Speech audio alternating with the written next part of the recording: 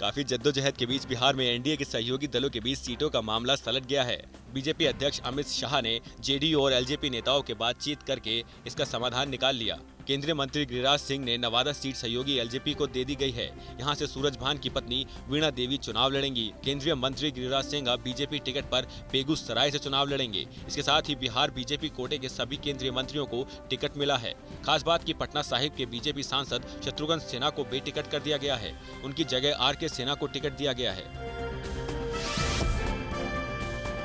बिहार में कांग्रेस 11 सीटों पर ही लड़ेगी। कांग्रेस नेता अखिलेश सिंह ने कांग्रेस चुनाव समिति की बैठक के बाद कहा कि जब सीटें 11 हैं तो ज्यादा उम्मीदवार की लिस्ट भेजने का अर्थ नहीं बनता। पटना के सदाकत आश्रम स्थित बिहार कांग्रेस मुख्यालय में हुई चुनाव समिति की बैठक में राहुल गांधी को उम्मीदवारों के अंतिम चयन के लिए अधिकृत किया गया।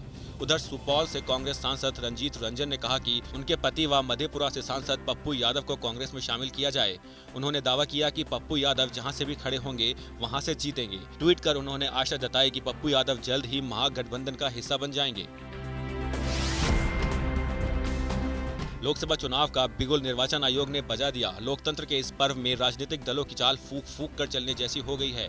अब तक सीटों की घोषणा नहीं हुई। ये माना जा रहा है कि प्रत्याशियों के अंदर चाहे जितनी बेताबी हो, राजनीतिक दल किसी भी प्रत्याशी के रंगों के त्योहार होली को फीका नहीं पड़ने देना चाहते। होली के पहले अगर प्रत्याशियों के नामों की घोषणा होती है तो चुनिंदा नेताओं की होली मनेगी, जबकि बाकी के लिए चुनाव होली का दहन जैसा बन जाएगा। बिहार में लोकसभा के कुल 40 सीटें हैं। चुनाव में हर सीट पर कई कई दावेदार हैं, चाहे वो एनडीए हो या महागठबंधन। प्रत्याशियों के नाम पर दोनों ने ही अपनी जुबान दबा ली है।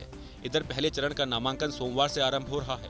पहले चरण के नामांकन की अंतिम तिथि 25 मार्च निर्धारित की गई है। बिहार में प्रथम चरण के 4 लोकसभा क्षेत्रों में चुनाव को लेकर एक हाई लेवल मीटिंग की गई, जिसमें संबंधित जिले के डीएम, एसपी सहित तमाम बड़े अधिकारी शामिल हुए। बैठक में चुनाव की तैयारियों की समीक्षा की गई।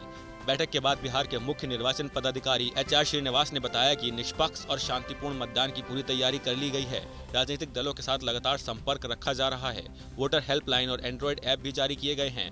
नक्सल प्रभावित इलाके में प्री पोल एरिया डोमिनेशन कराया जा रहा है, जिसके लिए बिहार से पैरामिलिट्री फोर्स भी आ रही है। संवेदनशील और अति संवेदनशील बूथों की पहचान हो चुकी है। हर एक वोटर को मतदान केंद्र तक निर्भीक होकर जाने में सारी सुविधाएं मुहैया कराई जाएंगी। हालांकि उन्होंने ये भी बताया कि निष्पक्ष चुनाव कराने में नक्सली समस्या एक बड़ी चुनौती है। इसी वजह से प्रथम चरण में मात्र 6 क्षेत्रों में ही चुनाव कराए जा रहे हैं। मुख्यमंत्री नीतीश कुमार और उप मुख्यमंत्री सुशील मोदी की तस्वीर बिहार प्रशासकीय के वेबसाइट से हटा दिए गए हैं। कैबिनेट मंत्रियों की तस्वीरें भी हटा ली गई हैं। आदर्श आचार संहिता लागू होने पर सरकारी वेबसाइट और प्रचार के ऑनलाइन माध्यमों से सीएम, डिप्टी सीएम सहित उनकी कैबिनेट की फोटो हटा दिए गए हैं। सरकार की वेबसाइट गवर्नमेंट ऑफ बिहार पर तीनों के फोटो रहते हैं। पहला फोटो राज्यपाल, दूसरा मुख्यमंत्री और तीसरा फोटो डिप्टी सीएम का रहता है।